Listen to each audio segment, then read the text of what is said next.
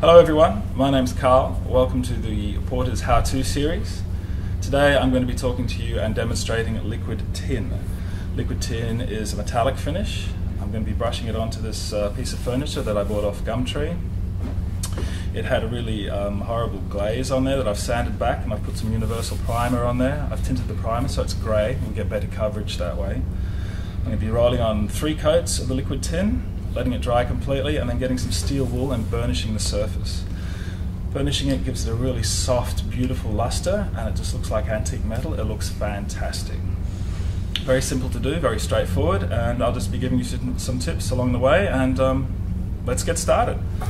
So to start off with, I need just a little roller tray and a low nap roller so that I don't get too much texture on the surface. The liquid tin is a water-based product, so it doesn't smell, there's no unpleasant fumes or odour, washes up in water, dries pretty quickly, very easy to use. All you have to make sure is give it a really good mix before you start using it. So I'm just going to pour some into this tray. Okay, so I'm just going to roll on my first coat of liquid tin with this low nap roller.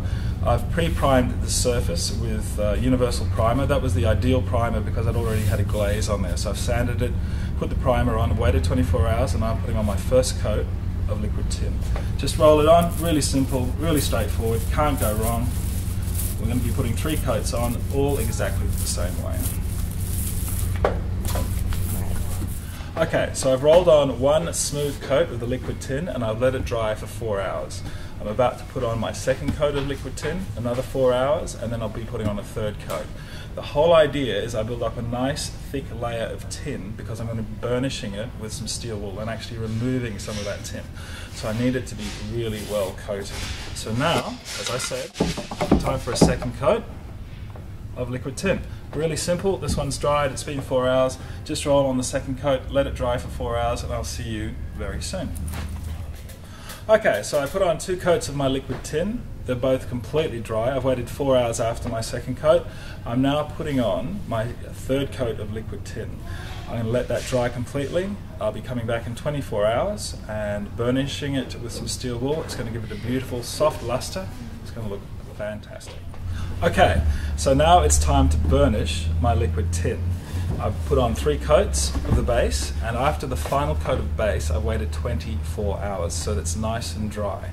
I'm going to get some steel wool, I'm going to burnish it in a circular motion, and it's going to polish it and give it the beautiful lustrous quality that makes it look like vintage metal. Really important, wear a mask, wear some goggles, and just a circular motion over the top of the surface.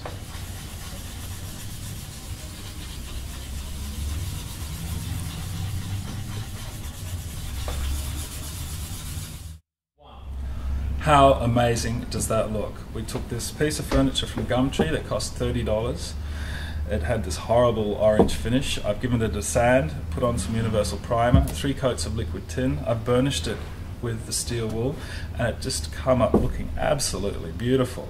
$30 piece of furniture, I reckon it's now worth 300 bucks, easy. This finish can go inside or outside. If it's going to go outside, you will get a slight tarnish to it. It will oxidize a little bit, but that's fine, it just adds to the character.